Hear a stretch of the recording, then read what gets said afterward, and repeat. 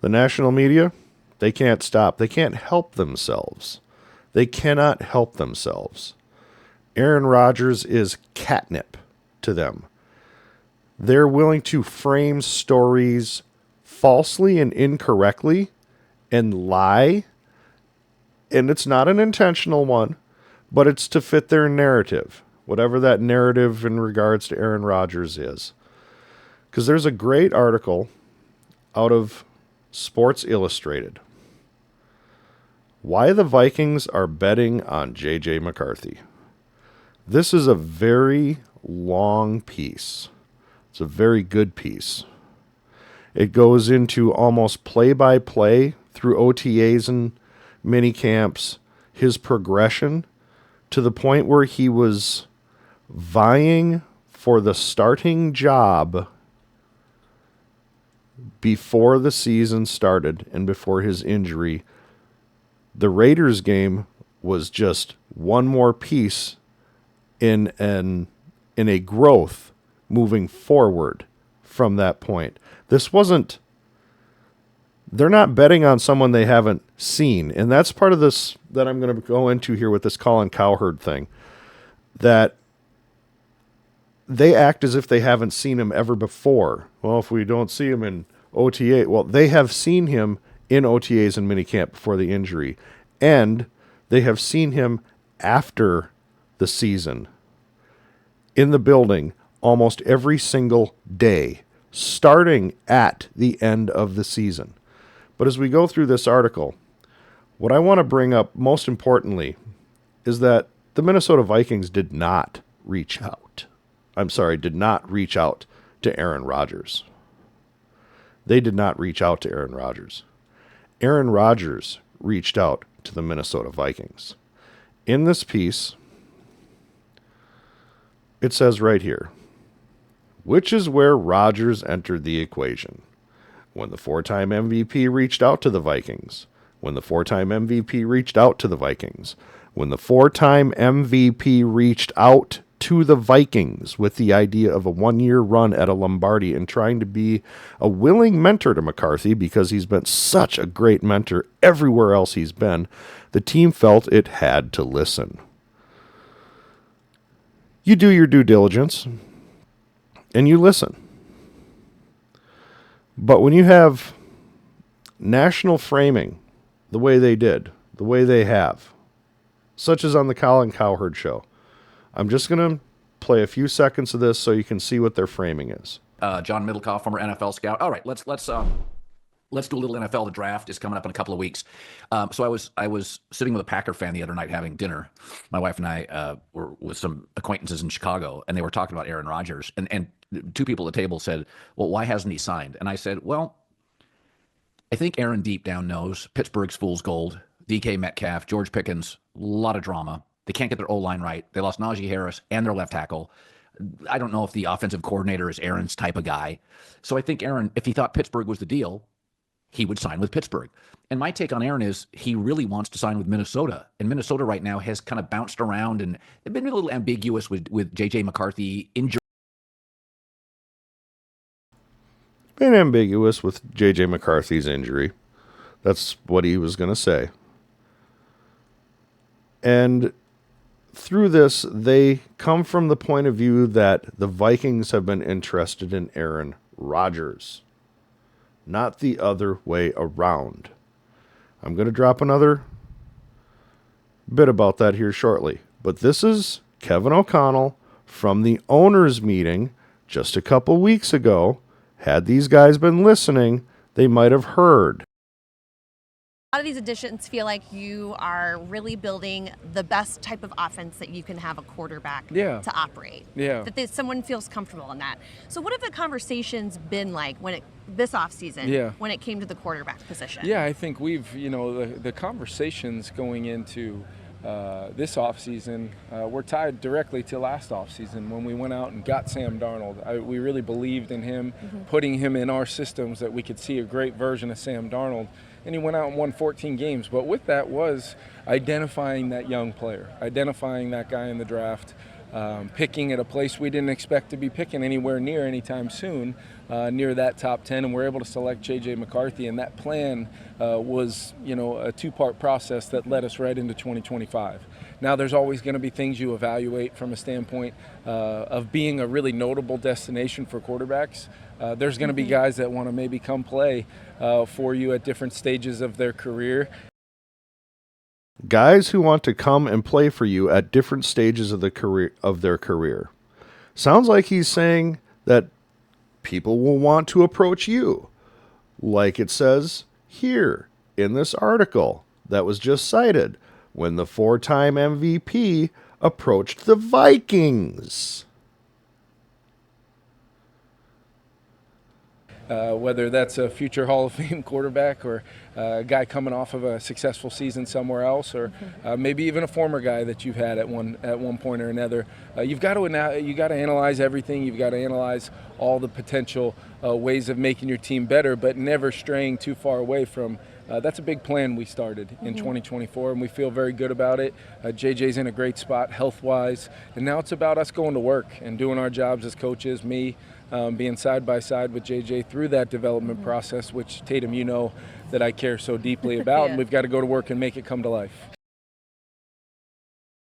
Doesn't sound as ambiguous as Mr. Cowherd here would have you believe. Sounds like they very much know what they want to do. And I've been saying on this channel that they've known what they've wanted to do now since the middle of the season, since they saw the progress, since the second procedure on his knee, not surgery. It was only an injection that is part of the procedure to enable better healing. This is Kwesi 3 days after the end of the season. You mentioned McCarthy, though.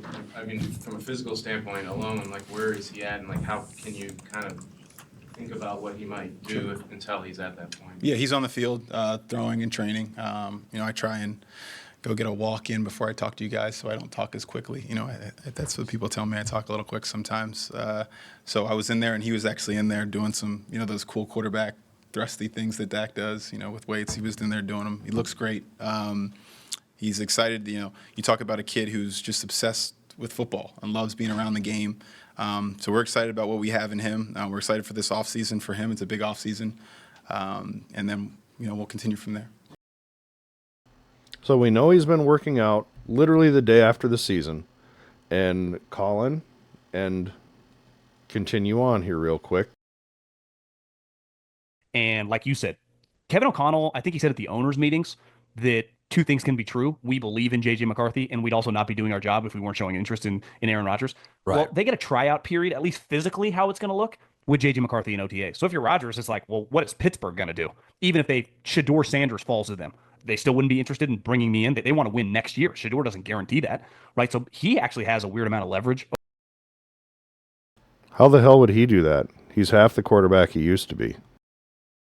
Over Mike Tomlin in Pittsburgh. I mean, that can't feel great if you're Steelers, like Aaron Rodgers. But he has no leverage in Minnesota, which is clearly his best spot, unless OTAs, the coach goes, I don't know. He still looks skinny. Maybe the offense doesn't look as smooth. Maybe physically he just doesn't look right. So I think he can gauge. If there are reports after, a couple of those OTA practices, which, again, I'm not acting like those are the end-all be-all, but from a physical standpoint, we saw him walk the sideline against the Lions. He looked like he weighed 175 pounds. That was against the Lions. That was months ago. Let's kind of take a quick look here from Ben Gessling, who is the beat reporter for KFAN for the Star Tribune. He's a contributor to KFAN, and he is a legitimate reporter. From February 26th, quarterback J.J. McCarthy is back over 200 pounds as he continues his return from meniscus surgery in August. He could be a regular participant in the team's off-season program when it starts in April.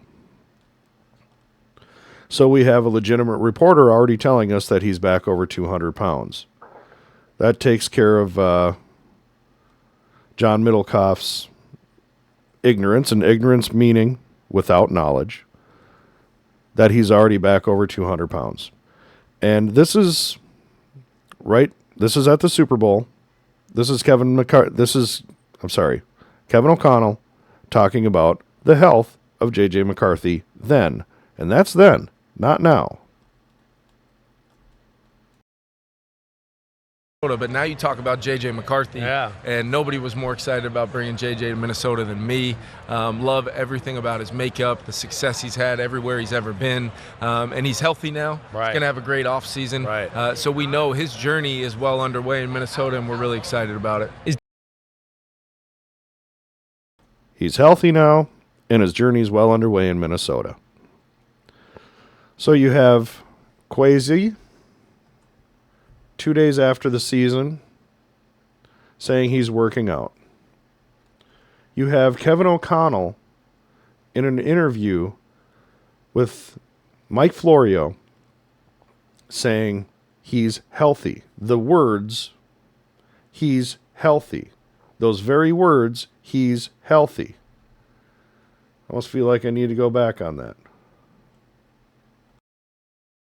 Not only with Sam, his representatives, with Kwesi and Rob in our front office, but Sam knows how I feel about him, and he obviously knows what he's capable of doing in Minnesota. But now you talk about J.J. McCarthy, and nobody was more excited about bringing J.J. to Minnesota than me. Love everything about his makeup, the success he's had everywhere he's ever been, and he's healthy now. Right. He's going to have a great offseason. Right. So we know his journey is well underway in Minnesota. He's healthy now. He's healthy now. So when you hear at the start of this, said, well, I think Aaron deep down knows Pittsburgh's fool's gold. DK Metcalf, George Pickens, a lot of drama. They can't get their O-line right. They lost Najee Harris and their left tackle. I don't know if the offensive coordinator is Aaron's type of guy. So I think Aaron, if he thought Pittsburgh was the deal, he would sign with Pittsburgh. And my take on Aaron is he really wants to sign with Minnesota. And Minnesota right now has kind of bounced around and they've been a little ambiguous with J.J. McCarthy injury-wise. Yeah, ambiguous. They've been ambiguous. Once again, these national jabronis pay no attention to local stuff, so they don't hear it. They don't listen, so they don't care. Only if it's from one of their cronies do they even listen. And since last season, the Vikings have made it clear that the franchise quarterback for this team is in the building. As excited as I was to draft him, he's confirmed everything that I hope to see, not only early on through training camp, through his performance last Saturday, but he should, our fan base and everyone should just be, excited about the fact that we've got our young franchise quarterback, I believe, in the building. We've got our young franchise quarterback in the building. So Aaron Rodgers reached out to the Vikings. It was not the other way around. The Vikings did not show initial interest in Aaron Rodgers. The Vikings have made it clear, in spite of what you've heard nationally, that their guy is J.J. McCarthy. And they've been saying since the Super Bowl that he's healthy. So if your plan is to roll forward with a young, as you say, franchise quarterback, why the hell would you want Aaron Rodgers anywhere near your locker room as such a good mentor? I wanted to bring this to you because when I saw this Sports Illustrated report, which, by the way, is excellent, excellent. I encourage you, if you have the time to read this report, to read it. It is excellent. And it goes into why the Vikings are betting big on J.J. McCarthy. I hope you liked it. If you did, hit the like, share it with a friend, subscribe. And when you share it, let them know. It wasn't the Vikings who reached out to Aaron Rodgers. It was Aaron Rodgers who reached out to the Minnesota Vikings because the Minnesota Vikings are betting big on J.J. McCarthy. Thank you. We'll see you next time.